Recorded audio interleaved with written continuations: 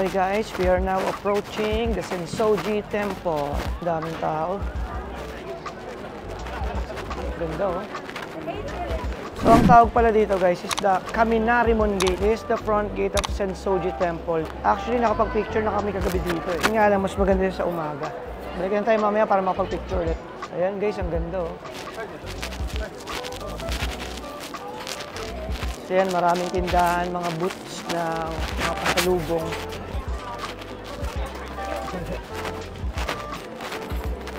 Grabe, ang daming tao. Buti na lang guys, maganda yung klima ngayon. It's a sunny morning. So ayan guys, kung nakikita nyo dito sa camera ko, dun sa dulo, nandun yung Sensoji Temple. So yung pinanggalingan nga natin, gate lang yun. So basically ito, parang ito yung bakuran nila. Ayan, puro boot na. So dun tayo pupunta sa pinakaloob. So napakahaba nung parang bakuran nila dito. Ayan guys, bago tayo makapasok dun sa pinaka-temple, meron siyang pangalawang gate dito. So ayan, that's the God of Thunder and the God of Wind. Ganda. So ayan guys, that's the Sensoji Temple. Ayan, kung nakikita nyo, daming tao.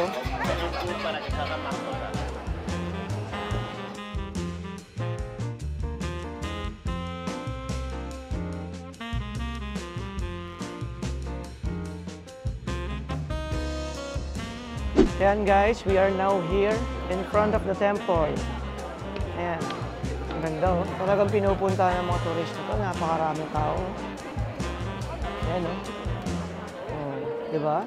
Pasok tayo ng konti. Tignan natin kung pwedeng makapasok sa loob to film. Ay hindi, mukhang pwede naman kasi may mga nag-film din dito sa harapan. Tara, tignan natin. Oh, ganda. Alam nyo guys, sa Japan talaga, kung makikita nyo yung mga buildings and structures dito, talagang everything's better here in Japan. Parang the structure, sobrang ganda, sobrang detalye, hindi tinipid. Ang ganda oh.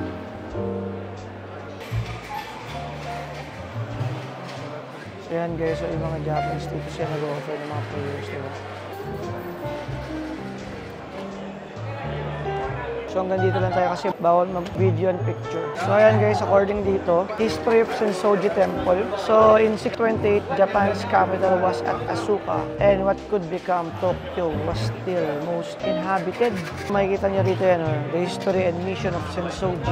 So ito guys, alam ko itong part na to. Ito yung parang sa fortune telling, something whatever. I'm not sure kung paano siya gawin, pero mamaya try natin kung paano siya. Yan guys, over here, meron ditong booth ng mga Lucky Charms. I don't know guys kung naniniwala kayo sa mga ganito, pero ako kasi naniniwala ako sa mga ganito. And kung napanood yung Thailand video ko, may binigay kong Lucky Charm doon na nakapagpalakas talaga ng business ko. So yan guys, tara, labas tayo ng temple.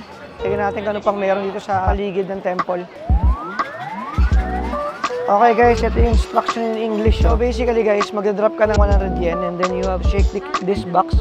Tapos may lalabas ditong stick with the number. Tapos kung ano yung number na yun, pipiliin mo dito sa box yun. Hanapin mo yung number. And then, meron dyang paper. Babasahin mo yun. Kung good fortune siya, iuwi mo siya. Kung bad fortune naman siya, don't have to worry. Kailangan mo lang siya tayo dun sa karang sampayan na yun. Sige, subukan natin. Let's go. So, ito 100 yen. Drop ka raw dyan. And then you have to shake this. Tapos, may stick na lalabas. Come on, please, make it a good fortune. Tapos, may number dito. I don't know kung ano itong number na to. Ito yung sign, no? So, yan guys, number 3. Kuha tayo ng paper dito. Alright, please, make it a good fortune. Oh. So, yan guys, since it's a bad fortune, kailangan natin siyang itay para yata ma-draw yung bad luck. Since we drew a bad fortune, kailangan natin siyang itay dito. So, siguro let's offer a prayer na rin. Siguro warning din sa atin. Pinoprotektahan pa rin tayo ni God para makaiwas tayo sa mga unfortunate events. Ayan. So, yan. I guess that's already enough. So, yan guys. Si Miss naman mag-try. So, yan. Kung makikita nyo, dun sa stick kung walang number, yung sa inyo nga hanapin mo. Ayan. So, yan guys. Hopefully, it's a good fortune this time. Luckily, nabalanse naman ni Mrs. yung bad fortune natin. Though, naiwan na natin yung bad fortune natin doon. And we offer the prayer. Then guys, over here, meron dito incense. Ayan.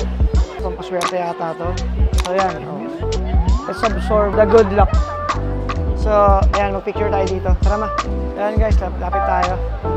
Wala ng tao. Actually, hindi ko alam anong ibig sabihin nito eh. So, pa-comment na lang kung anong ibig sabihin yan.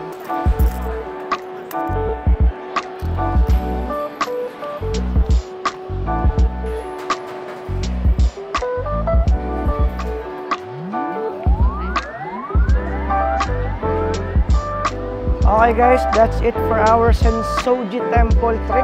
And for our next stop, Skytree. Let's go!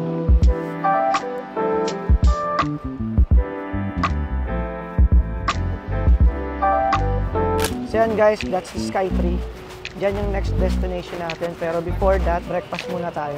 Alright guys, dito na tayo mag-breakfast. And tignan nyo guys yung view natin. Boom! Ganda oh. So yan guys, dyan tayo pumunta mamaya. That's the Tokyo Skytree. So yan guys, we ordered a cheese tuna milk and a mocha macchiato.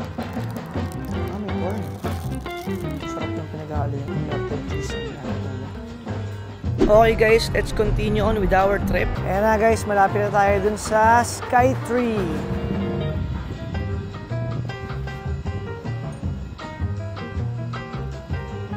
Okay guys, nandito na tayo sa Tokyo Skytree. Boom, ang laki oh. Ayan, kung anong meron dito sa loob, tara tignan natin. Let's go!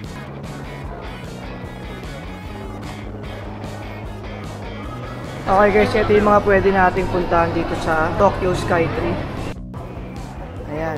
So dito sa West Yard, yung mga food court, meron silang Sumida Aquarium, TV Characters, Skytree Shop. Basically mga restaurants, mga stores, museum, and parang skydeck nila.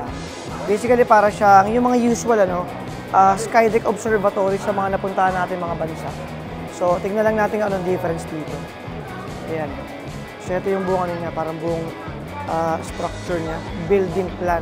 So kung magkano entrance fee, tara tignan natin. So yan guys, yung presyo niya 3,100 per tao. Ayan, so for 6,200, that's roughly around magkano? Mga 3,000 pesos, almost 3,000 pesos ang isa.